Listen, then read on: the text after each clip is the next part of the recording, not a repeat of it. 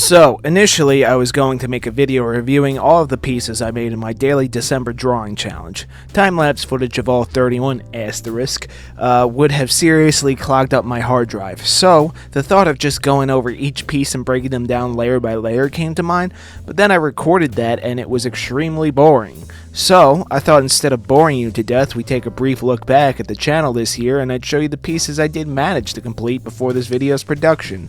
Why did I read the sentence like that? I put the emphasis on the weirdest words. What was that? Come on, John, you wrote a script for this. I'm on a schedule, and this is a special episode, so let's get into it. So, you've already been shown the first couple already. Do you like? I hope you do. Alright, now, as for a bit of a 2025 retrospective. Well, while I did manage to achieve monetization in 2024, this year has been pretty good in terms of expanding out and growing the audience. I ended last year with a particularly notorious webcomic review that is actually my most successful video, which I don't know how to feel about that, to be honest. But that pushed my channel up in the old algorithm or whatever. Just so you guys know, after my channel got monetized, for a short time, a little bit, I tried the whole appease the algorithm approach to content, but then I quickly realized that makes for shit content. And no one likes shit content, except for the AI bros. That's sort of around the time I shifted to like icebergs and infamous webcomics more particularly, and it paid off. And despite not every video being a huge success, I do have a small core audience that watches my stuff and even hangs out with us over on the Discord. Join the Discord, by the way, link in the description. So as the year went on, I went through the webcomics iceberg, which took an insane amount of time, even if they were just mostly first impressions. The supercut is around 6.5 hours long, so yeah. It was a doozy. Go watch it, by the way. That video only has like 2,000 views. Like, come on. Like, I thought those ridiculously long videos did good in the algorithm. I said I wasn't chasing the algorithm, but I'm not gonna deny that a few ideas I've had, I'm like, that might perform well, you know? Back to the script. I also started a very successful series called Disturbing Things from DeviantArt. That shit did good. But more on that in a moment. This is the next batch of artworks I made for the Daily December Drawing Challenge. And, well, if you couldn't tell by now, yes, I am an ass man. The regular viewers already knew that from the Mega Milk video. Anyway, yeah, these pieces turned out pretty good, and actually I discovered a bit of a new technique, so here's what it is. I would lower the line layer's opacity and partially erase it with a low opacity soft round eraser, and then I'd add a clipping layer on top of the line layer. Then I'd use a low opacity soft round brush to add a color with a vivid light layer blending mode, like the layer was set to vivid light. Couple this with a color dodge layer on top of everything to add some subsurface scattering with a soft low opacity brush, and it gives off this really like ethereal, almost rococo like light. You can see it the best in this piece. Editor John, put it on screen if that's what you're looking for. Anyway, that's a little bit of a technique overview. Back to the retrospective. So Disturbing Things from DeviantArt was very successful, but it wasn't sustainable, even with viewer submitted finds. You could only run with that idea for so long. See, the problem with viewer submitted content is that not every submission was interesting enough to cover, and honestly, you can make a bad video and be fine, but most of all, the most important rule is to never be boring. Boring is always worse than bad. But I did set up an email that I still use if you guys want to send me anything. You know, stuff like fan art, hate mail, content suggestions, etc. So there's that. It's deviantartsubmissions@gmail.com. As the year rolled down, I named a series I did on occasion called John Complains, which is exactly what it sounds like. Hit and miss kind of series, but the best performing one was probably Art Things I Hate, which is literally just a rip-off of an old Solar Sand series. Yeah, I admit it. It did well, though. There are like 2 drawing videos that did poorly because I think you guys would rather watch my coverage of art weirdos, I guess you could say, and comic reviews. So that's what I'm going to stick to. But like the mermaid and art fight videos will, however, continue to be made annually, you know, sort of a channel tradition, as well as some kind of April Fool's video, where this year I did review my own comic. I thought it was pretty funny. I don't know, maybe they'll get people to actually give it a shot. But as for the remainder of the year, Hold up, let me show you more waifus. So yeah, this is the final batch of artworks I drew for this challenge. I know what you're thinking. Damn, John, you're a gooner. And I will not deny that. For my people, remember, I do have a Patreon. Anyway, I think these were starting to decline a little bit because I wanted to finish before the end of the month, but I think it's better to take your time. The concept of the monthly art challenge isn't necessarily to push out content daily. I think that's a bad way to go about things, and that's why I don't put any self-imposed deadlines for my comic series Doomsayer. Go read Doomsayer if you're old enough. It's more about just encouraging people to pick up a pen, pencil, brush, stylus, etc., charcoal, and just getting the creative juices flowing and the hands moving. That's it. Anyway, I think the last one is my favorite so far, actually. That or the one I did for Pagan in the last chunk I showed you. I don't know, I really like how Celeste's portrait turned out in that one. Anyway, let's conclude the retrospective, but not before the Q&A segment. Time for the Q&A segment. Yggdrasil asks a few questions. So, what creative has inspired you the most? Well, I guess that would probably be Mort Drucker, of all people. Yeah, you guys thought I was going to say a mangaka like Kentaro Miura or something, right? Well, yeah, he did too, but not as much as Mort Drucker. Back in the day, I really wasn't super into like superhero comics. I mean, I did read the stray like Spider-Man, X-Men, or Batman comics, but the ones I liked the most from my youth were not superhero comics. They were like Tintin, if you remember those. Those are even older than I am. Archie, Sonic, which is probably why I'm a little fucked in the head. And of course, my favorite, Mad Magazine. I always really appreciated how Drucker was able to capture people's likenesses while still exaggerating proportions. There was always a certain like fluidity to his work that I always admired. I actually did do a video a while back about my favorite artists, so go check that out if you want to see some more of my influences as well as people you can follow and support right now. I think that video is still up. I might have unlisted it when I shifted my content more to comic reviews. What is your favorite comic creator of all time? Miura. Come on. He made Berserk. Fucking Berserk. Enough said. Will you ever review a comic that's not web-based? Yes. Actually, if you remember, nearly a year ago, I asked you guys for manga recommendations in the community tab so I could do one of those reviewing X amount of manga recommendation videos that seemed to do pretty well on the manga side of YouTube.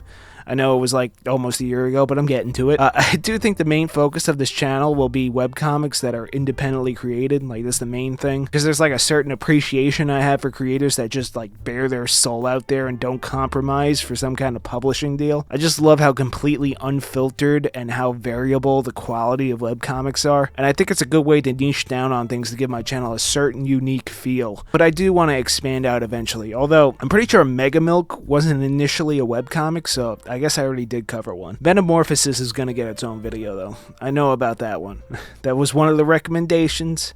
I know of its infamy. I know what it's about. Yeah, that's getting its own video. What is your favorite graphic novel? You mean like a one-shot? I mean, that's kind of tough to say. I'm more of a series guy.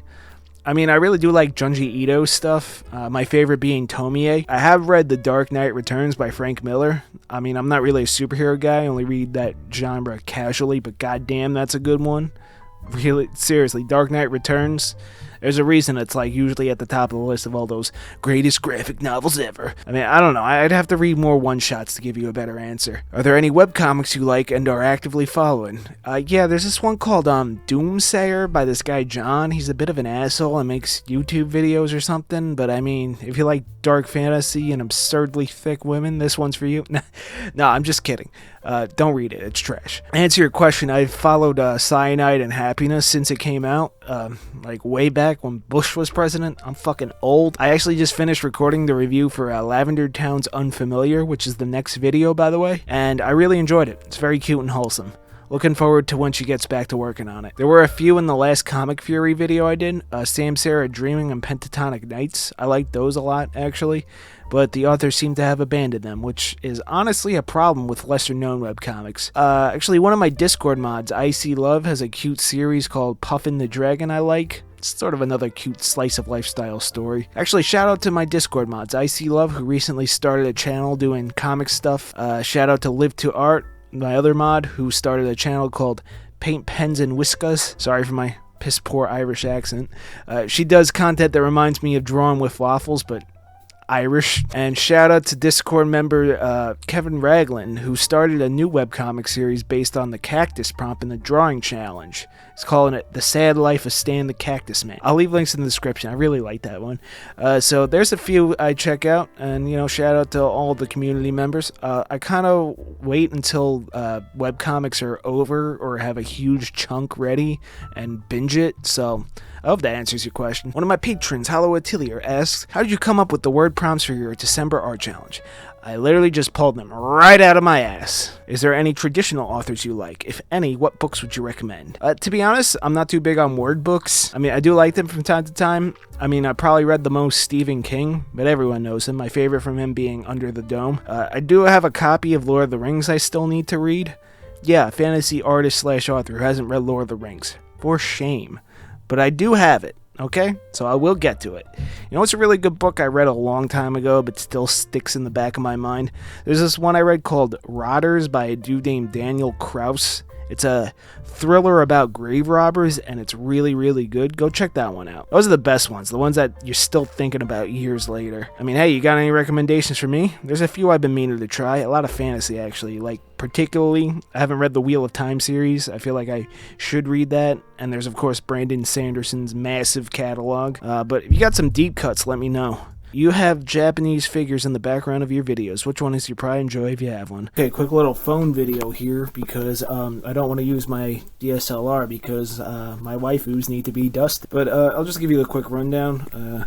We got 2B back here. Her sword's missing because it broke because she had a little accident. It's only like 40 bucks. These are mostly cheap, like prize figures. I know there's like a whole community that like the scale figures and all that. I just like having a couple of tchotchkes on the shelf. You know what I mean? We got Ubel here, who's the most recent addition. I really like Freerun, especially this character. If you couldn't tell, I got a thing for crazy bitches. We got Miku here from Quintessential Quintuplets.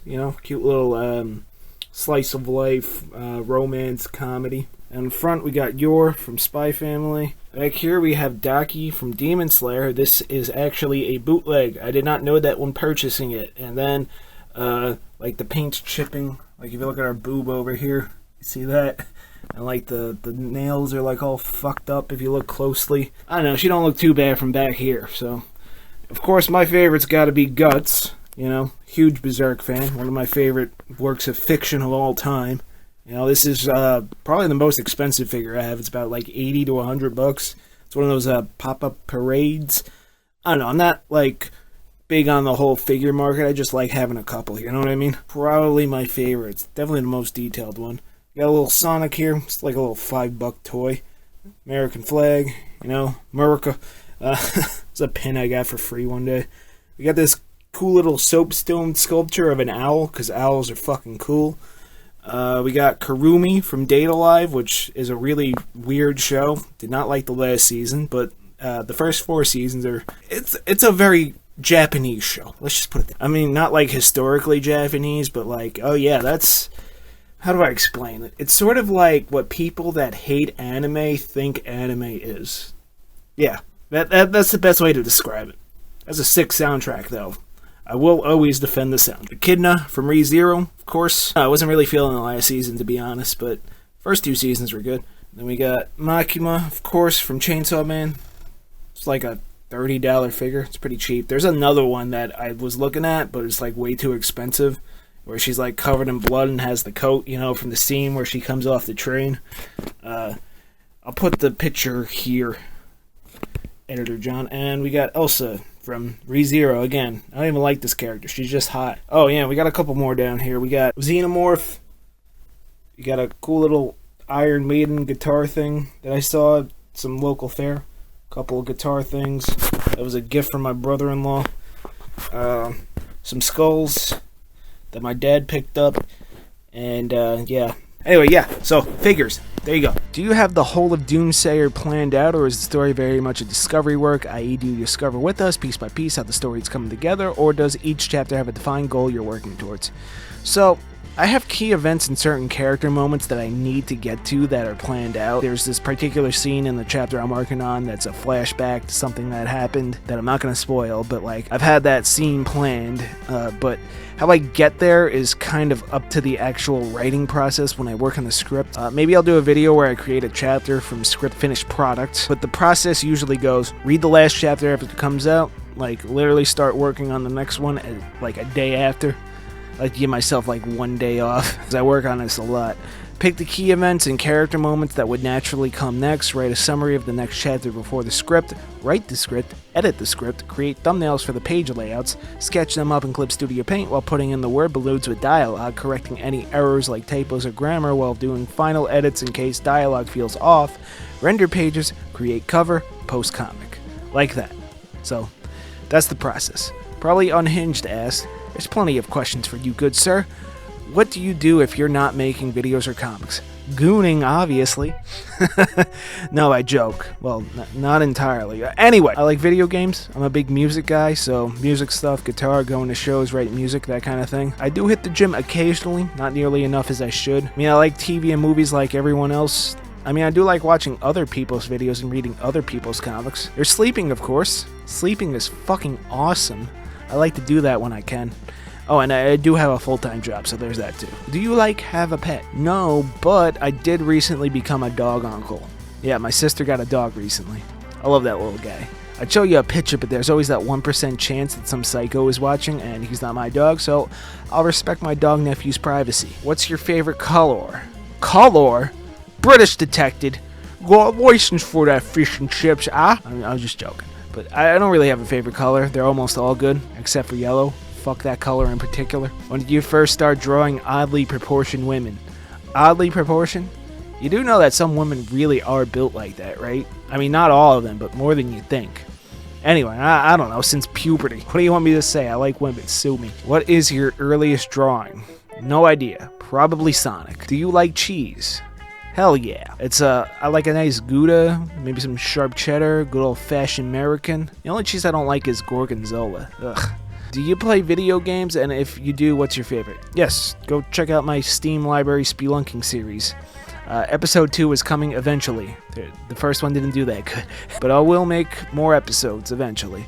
I actually recently started Metaphor Refantasio. It's really good. It's like Persona Fantasy, but they added rows and a job system. Oh, and the characters are adults, which makes every Weeby game better. As for my favorite, though, Yakuza. It's always Yakuza. Play Yakuza. Do it. Do it now. And tell RGG that sexually assaulting women is way, way, way, way worse than doing a bit of coke. Like, what the fuck, guys? What the fuck? I don't know, it must be a Japanese thing. Anyway, moving along. EyeSeaLove asks, how do you feel about spoilers? Are you fine with them, or is it a situational thing where there are things you want spoiler-free and other things you don't care about? Don't care about spoilers. I think if a spoiler ruins the entire story for you, it wasn't very good to begin with. But that's just my point of view, and I know that's probably an unpopular one. BoxBoxTrot asks, would you rather read one really good incomplete comic, edit either canceled or indefinite hiatus, or one mediocre complete comic? Incomplete. Come on. Berserk's my favorite. That shit ain't finishing until like 2045. Maybe. Parker Goslin asks, what inspired you to create Doomsayer? Horniness. Next question. No. A long time ago, I tried to write books, like prose fiction, word books. I wrote a few short stories, but when it came time to take a swing at the novel, I told myself I can't touch fantasy yet. There's like so much to do when creating fantasy on top of just the characters. You know, there's world building, magic systems, political alliances, history, so on and so forth. But I always liked the genre. So I just kind of had this idea brewed in the back of my mind for years, long after I gave up trying to write novels. And well, 2020 happened and I thought, fuck it. I have a useless graphic design degree, an idea I never executed upon but still think about, and all the time in the world. And thus Celestos was born. Yeah, it was originally just named after the world. Horrible name. Glad I changed it. So that's it. Kevin Ragland asks, what is your favorite big holiday meal side dish? I mean, I do like a nice cream spinach. My mom makes it so good. I'm going to have to steal a recipe. John Williams asks, What is a comic you think best shows off medium strengths as a storytelling device? That question's worded a bit weird, but I think you're trying to say which comic best uses the visual storytelling medium to tell a story visually. You already know what I'm going to say. It's obviously Berserk, and actually one of my favorite chapters in the entire series, The Sprint, encapsulates this. I think there's like 4 sentences in the entire chapter, so a little light spoiler for Berserk here. Like, right after the eclipse, before we flash forward to where the Black Swordsman arc ended, Guts is still recovering from losing literally everything, and he just starts running. And all of Miura's artwork tells the story leading up to when he declares war on the Apostles. It's so good, just go read it. DX0 asks, what are you going to do when Doomsayer is over? Shit my pants. No, seriously, I think I'm going to be an old man by then. Probably shitting my pants. It is a dark fantasy epic with an ensemble cast. It's got to be at least a little over 100 chapters, like, projected. I only have a vague idea of an ending in mind. I mean, I don't think it's going to be insanely long, especially considering how long it takes me to draw it, but if I were to compare it to, say, manga volumes, it'll probably clock in around like 20 to 30 in that range. I mean, I do have other story ideas I want to do. I actually plan on starting a different comic next year simultaneously, but it'll be released differently. More on that when it's actually out. Rs9910 asks, what do you plan for your next infamous webcomic episode to be about? Well, here's the episode list for season 2. Yep. So, first one back is going to be that furry edgelord comic, Jack. I think that'll also serve as a great springboard for the discussion about edginess and pushing boundaries in media. And yes, I will be using Shadow the Hedgehog music in it, obviously. Alright, last question. Inkbrush asks, IDK, what app did you use, and if you learned by yourself or in classes? I knew at this channel, salute from Deutschland. I don't think English is this person's first language, but I think what they're asking is what software I use and if I took art classes. Yes, I did take art classes. I did go to college for graphic design. I don't recommend it unless you're going to do something that absolutely requires certifications like a doctor or a lawyer. Don't go to college. But that's a different discussion for another time. As for software, I draw in Clip Studio Paint, I edit in DaVinci Resolve. Don't use Adobe Premiere, it's a steaming pile of shit. I record voiceover in Audacity, a free recording software. I make my music, if you care about that, in Reaper, but the compilation of my old songs that I posted, I think it might have been the last video or 2 videos ago, those were actually recorded in Audacity. Don't record multi-track music in Audacity. It's a miserable experience. Alright, use an actual DAW. I screen record with OBS and I make thumbnails with remove background in Canva. So, that's all the questions. Thank you for asking. So, I did start a few more series towards the end of 2025. A little off-topic content too. I did post a video called Steam Library Spelunking. That's pretty much what it sounds like. That I don't think a lot of my core audience was into, but it was something I wanted to try out, and I thought that, you know, our art and comics, video games, they're both a little nerdy. There's certainly some overlap, so let's try it. Guess not. I mean, I'm still going to make some more eventually because it did seem well received by the few people who did watch it, so there's that. There was also what I'm temporarily dubbing Comic Fury Roulette until I get a better name for it, which I actually just recently did episode 2. It's pretty much what it sounds like. Go to Comic Fury, hit random, pick a few out, read and review. It's a fun way to shine a light on less reviewed comics. I do think I want to expand out to stuff like Tapas, Webtoon, Global Comics, you know, all that stuff. But for now, I like Comic Fury, you know. I like the style of the site. There's YouTuber Comics, which I started, still waiting on Chapter 2. I mean, 1, Mr. Masked Man. Where is it? It's been over a year, bro. Episode 2 of that series is the next video, though. So if you're watching this video when it comes out, that's going to be out on Saturday.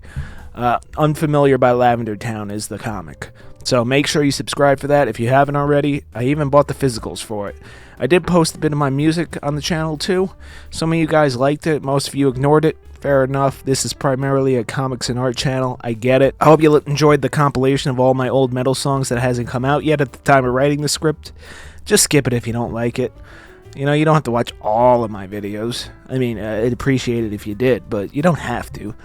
Oh, and I did get my first age restriction since my AI Bros rant that put me on the map. It was for the Mega Milk episode of Infamous Webcomics. And no, it wasn't because of the whole Sweet Home Yokohama situation. It was because of the actual meme image itself. Dude, some women have boobs, get over it. But I did get to make a director's cut because of it. That was fun. But yeah, by the time this video's out, the Season 1 supercut of Infamous Webcomics will be out, and the year will almost be over, so time for the outro. Alright, firstly, thank you to the patrons. Check out the Patreon for just $1 a month to support me. You know, join the Discord to hang out with the community, like, comment, subscribe. Hype, if that's still a thing. I don't know if they ever implemented it to anything other than mobile yet. Like, what the fuck, YouTube? Get on that. You want to send me stuff digitally, at least, deviantartsubmissions@gmail.com. Wishing you all a happy new year. Hope you had a great Christmas. I'll see you guys on Saturday. Thank you very much for watching, and I'll see you next time.